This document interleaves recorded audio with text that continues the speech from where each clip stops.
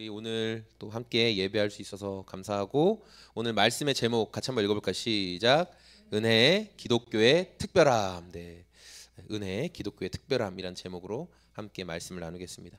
우리가 계속해서 요한복음 말씀을 보고 있는데, 자, 이 그림이 요한복음을 한 장으로 요약한 그림이라고 말씀드렸죠. 그 가운데 우리는 지금 1장, 저 빨간 색깔 박스가 쳐져 있는 1장 말씀을 보고 있는 중입니다.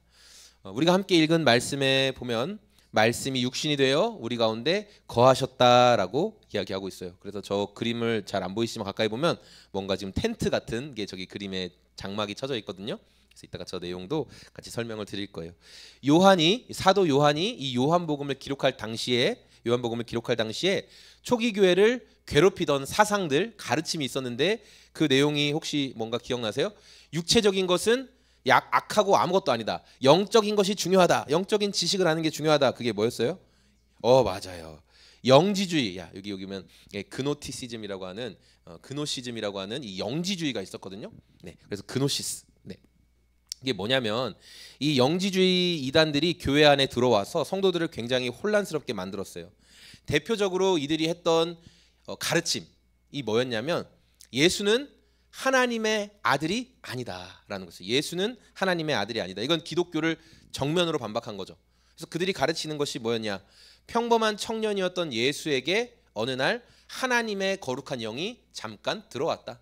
그래서 그 거룩한 영이 예수에게 머무는 동안 3년 또는 3년 반 동안의 시간 동안 예수가 병도 고치고 귀신도 쫓아내고 죽은 사람도 살리고 놀라운 일을 많이 했지만, 그 예수가 메시아로서의 사명을 다 감당하지 못해서, 그래서 십자가에서 죽었어요. 이 사람들의 가르침은 그래요. 십자가에서 죽을 때 하나님의 영이 그를 떠났다.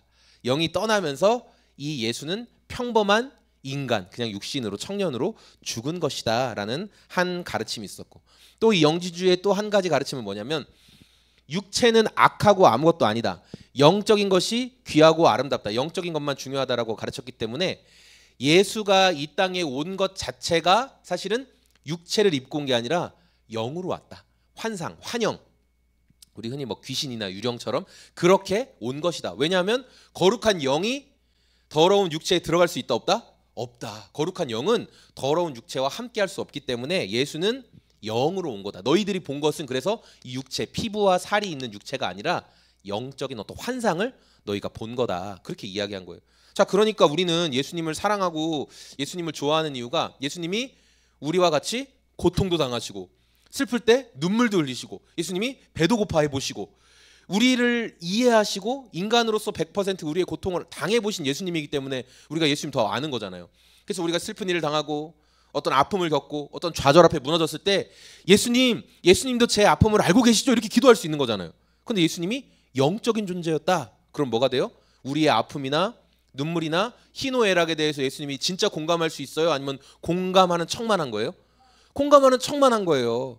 그러니까 이 영지주의 이단들이 가르쳤던 내용대로 믿으면 예수님은 우리를 진짜 이해할 수 있는 분이 아니에요.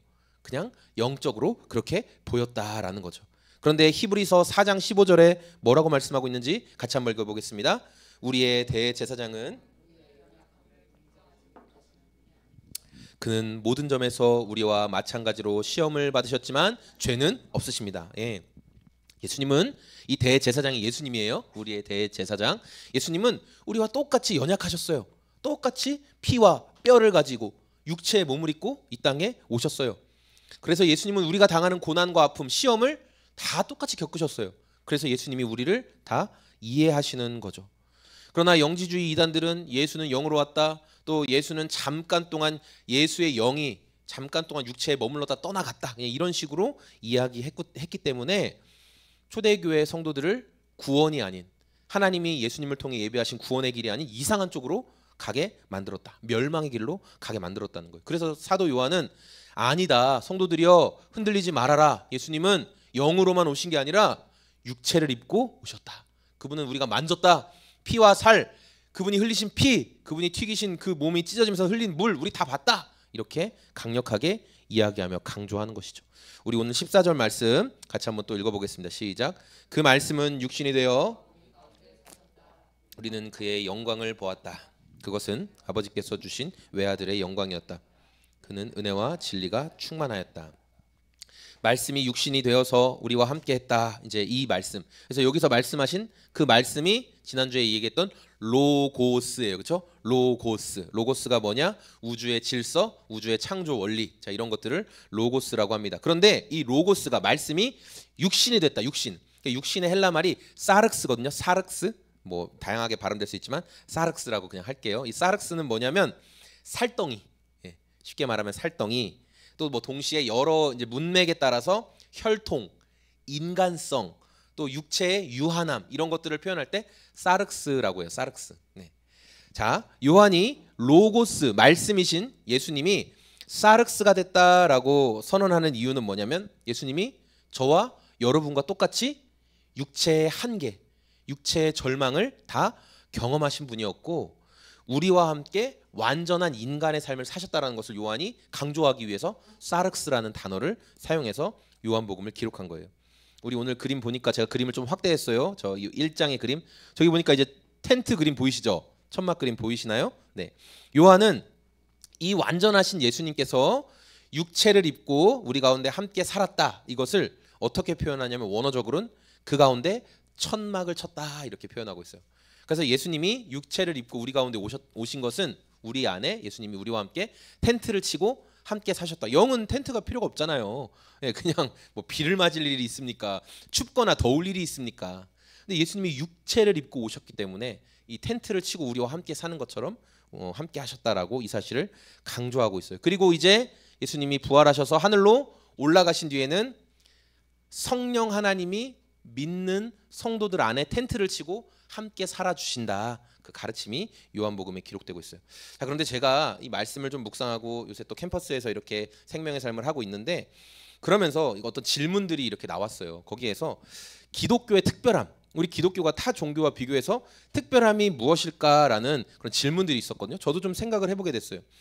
자, 우리가 이 기독교를 생각하면은 이런 게 있죠. 특별히 어떤 기독교는 메시아, 그러니까 구원자가 나타나서 모든 사람을 이제 뭐 구원한다, 어떤 뭐 민족을 구원한다 이런 사상이 있잖아요. 그래서 제가 이 기독교에는 메시아 사상이 특별한 게 아닐까라고 찾아보니까 힌두교에서도 인도의 힌두교에서도 신들이 일시적으로 사람의 몸을 입고 또는 어떤 동물의 몸을 입고 와가지고 뭐 사람을 구해준다든지 어떤 문제를 해결해주는 개념이 있어요. 그게 뭐냐면 이제 아바타란 말 들어보셨어요? 아바타? 네. 신의 형상으로 대리자로 찾아온 어떤 존재를 아바타라고 해요. 네. 그런데 이 아바타가 예수님처럼 완전한 신성과 완전한 인성을 다 갖는 건 아니에요. 그러나 어떤 메시아, 어떤 구원자가 오는 사상이 힌두교 안에도 있다.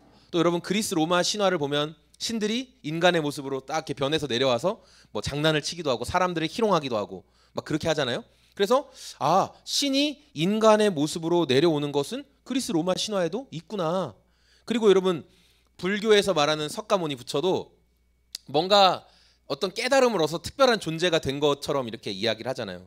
물론 석가모니도 신이 인간이 된 건 아니에요. 인간이 어떤 깊은 깨달음 가운데 특별한 존재가 된 것을 이야기를 하죠. 그래서 메시아 사상만이 기독교의 특별한 것은 아니구나 라는 것을 제가 생각해 보게 됐어요. 그러면 이 옆에는 이제 부활을 의미하는 거거든요. 그러면 기독교에는 십자가 죽음과 부활이 있으니까 이 부활이 기독교만의 유일한 특별함이지 않을까라고 생각을 해봤어요. 자, 그런데 북유럽 신화 여러분 그 마블 영화에 보면은 그 이렇게 망치 들고 다니는 토르 있죠. 토르. 망치 들고 다니는 그 근육질 빵빵한 토르.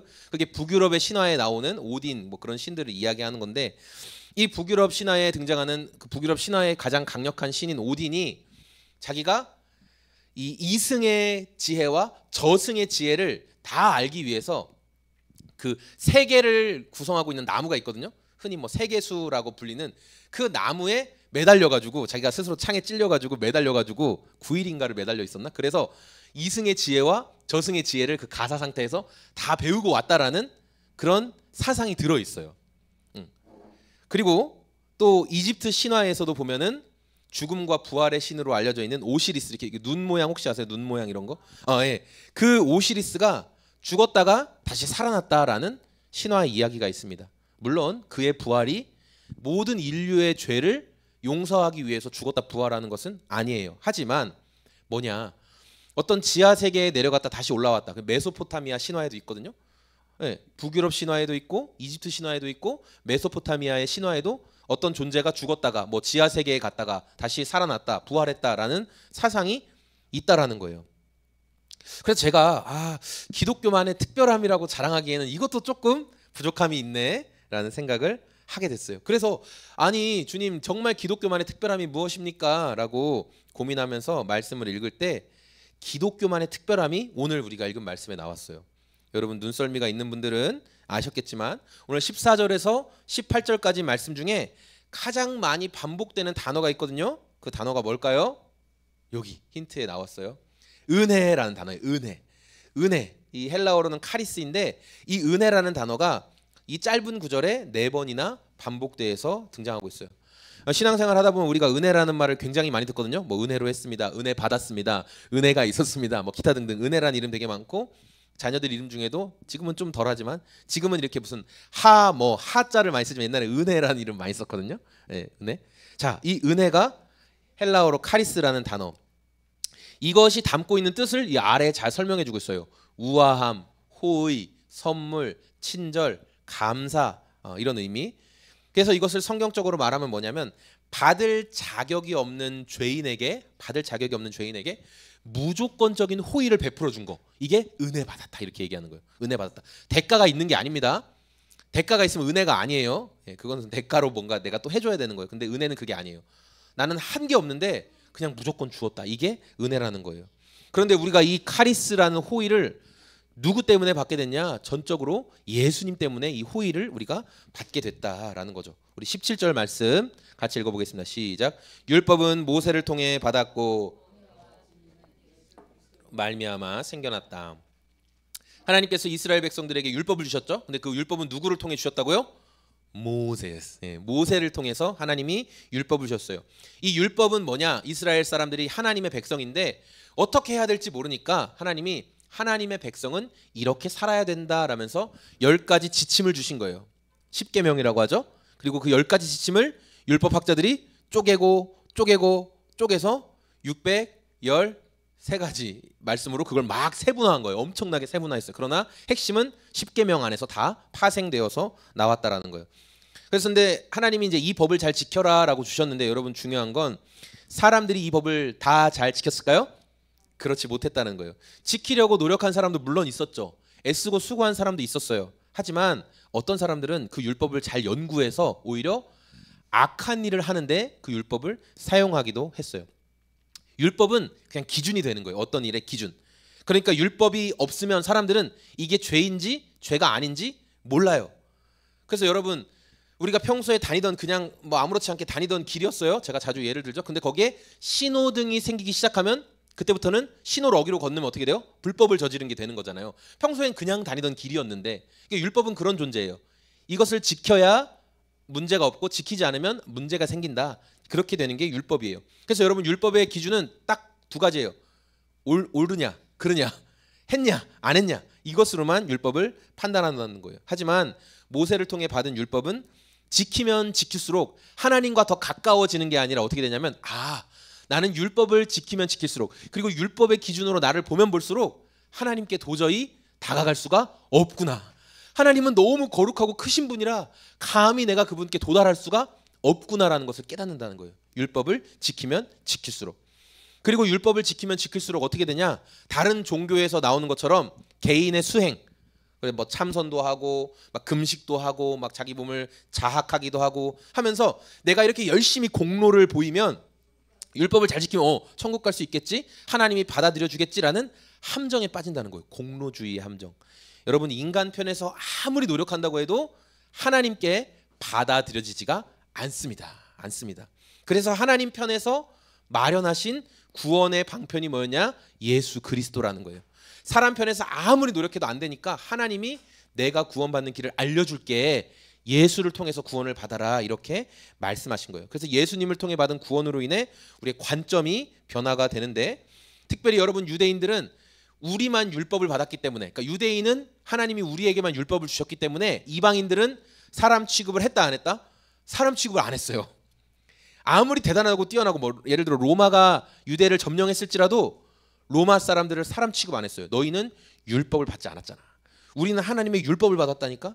하나님이 우리만 특별히 선택했다니까. 그게 뭐예요? 선택된 민족 사상, 선민 사상에 꽉 사로잡혀 있었어요. 우리만 구원받아, 너희는 다 구원 못 받아. 그런데 예수님께서 오셔서 이 은혜를 주심으로 어떤 일을 하셨냐. 어떤 나라에서 태어났든지, 종으로 태어났든 부자로 태어났든 남자로 태어났든 여자로 태어났든 다 하나님께서 구원하시기 원한다라는 것을 알려주셨다는 거예요. 우리 갈라디아서 말씀 같이 읽어볼까요? 시작. 너희는 유대인이나 헬라인이나 종이나 자유인이나 남자나 여자나 다 나눠져 있대요? 아니면 하나래요? 하나래요. 그리스도 예수 안에서 하나래요. 하나. 엄마 이름으로 장난치려고 한 거 아니죠? 예, 미안합니다. 그리스도 예수 안에서 하나다.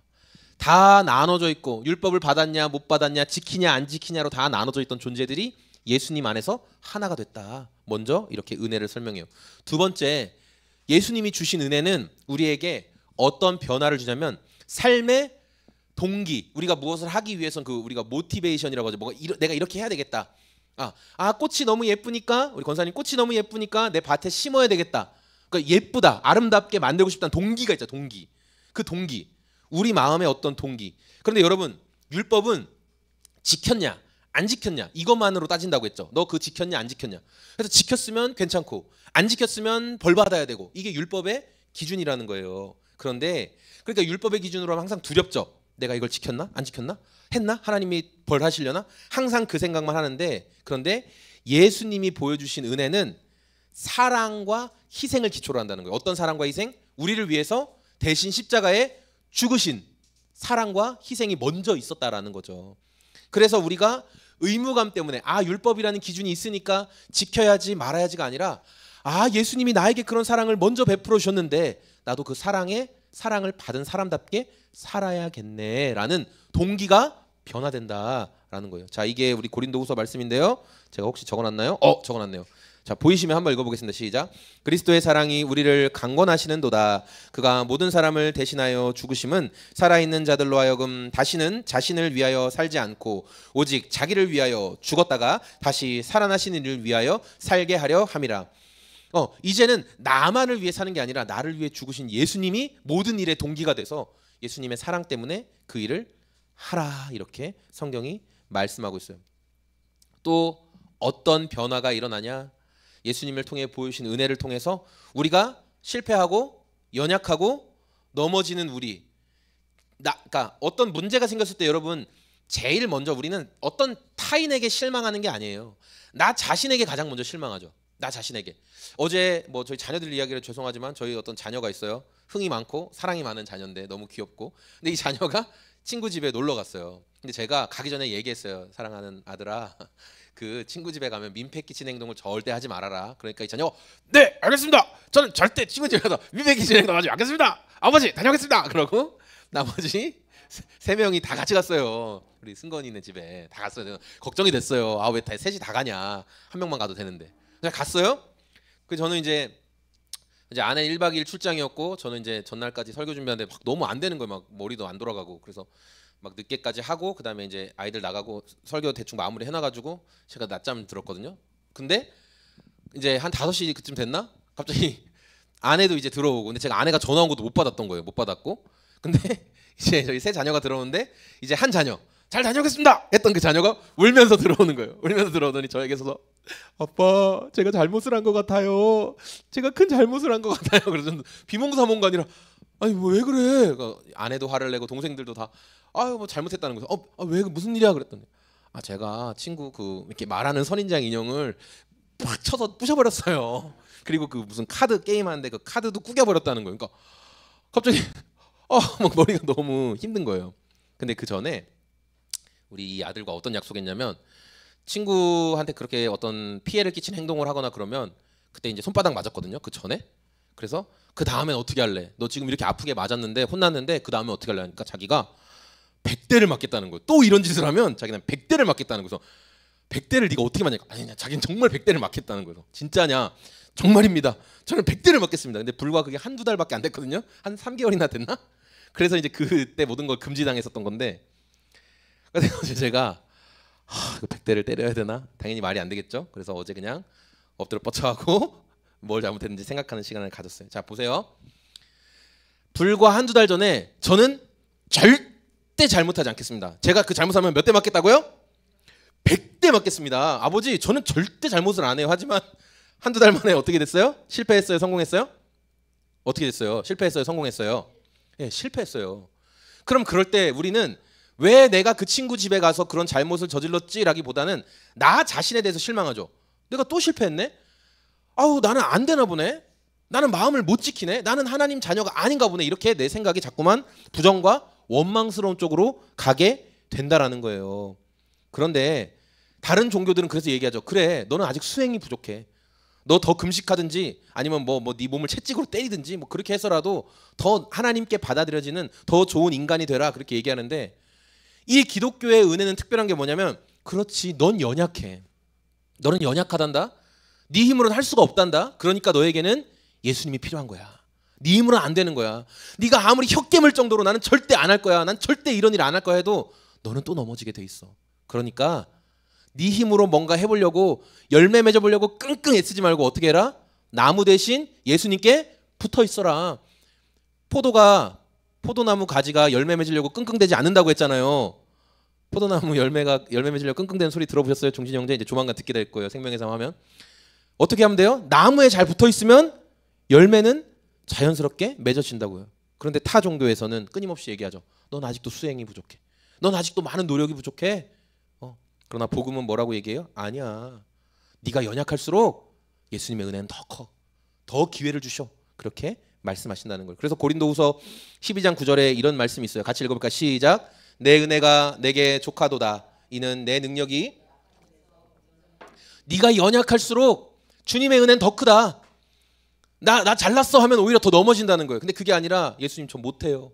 예수님 저는 너무 연약해요 하면 더 큰 은혜로 예수님이 우리의 삶을 변화시켜 주신다는 거죠. 오늘 말씀 정리할 건데, 사도 요한은 육체를 입고 오신 예수님은 하나님이시다. 완전한 인간이시고 또 완전한 하나님이시다라고 얘기했어요. 왜냐하면 교회 안에 이 영지주의 이단들이 막 활개를 치고 있었기 때문이에요. 요한복음 속에 등장하시는 예수님은 완전한 하나님, 완전한 사람이었어요. 그래서 그분은 우리의 아픔도 어려움도 100% 공감하실 수 있는 분이세요. 왜냐하면 그분이 맞아봤으니까, 그분이 배고파봤으니까, 그분이 슬퍼봤으니까.